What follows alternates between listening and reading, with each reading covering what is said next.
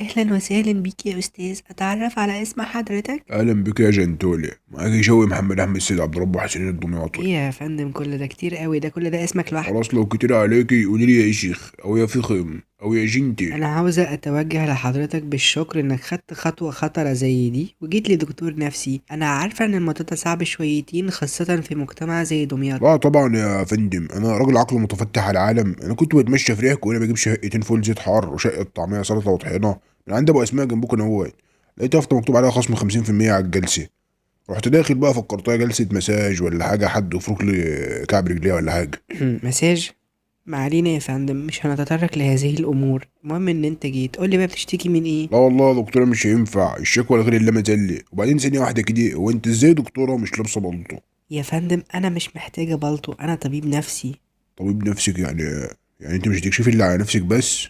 امال فاتحه العياده ليه وعامله درابكه في المكان؟ يا أستاذ يا محترم، أنا أخصائية أمراض نفسية وعصبية. لا لا لا، عصبيه على نفسك يا حاج؟ يعني كمان عصبي موت وممكن امد ايدي؟ انت هتظبطني عليها ولا ايه؟ يا راجل أنت أفهم، أنا تخصص أمراض نفسية وعصبية، يعني تبع الأعصاب وكده. ايوه ايوه ايوه فهمتك.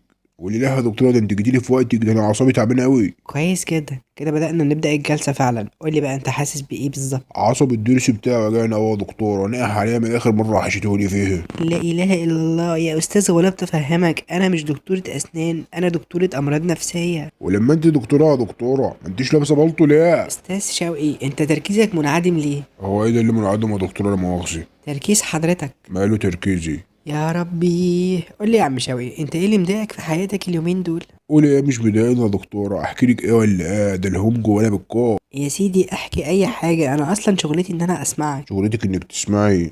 ايوه ايوه، يبقى انت دكتورة بقى امراض نفسها عصبية، بس برضه ما انتش لابسة بلطو لا؟ يا مسبر الوحش على الجحش، يا استاذ احكي ايه اللي مضايقك بقى. والله يا دكتورة ما بيجيلي نوم من كتر الهموم اللي بقت بالكوم جوه الهدوم.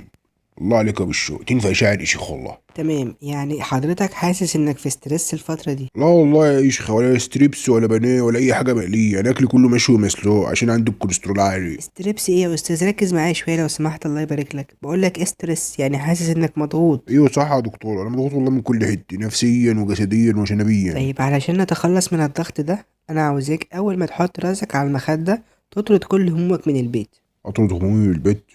معقول يا دكتور يعني انت عاوزاني اخرج مراتي بره البيت بالليل؟ ترضي جوزك يعملها معاكي؟ يا استاذ بس مين اللي جاب سيرة مراتك؟ بقول لك اطرد همومك. ايوه، ما هي مراتي سبب كل همومي. لا اله الا الله. انت عارف اول حاجة انا هعملها ايه اول ما انت تمشي من هنا؟ عارف طبعا، قدامي اعلان على النت والسوشيال ميديا ان الاشي شخصيا كان زبون عندك عشان تكسبي زباين، ما انا انفلونسر.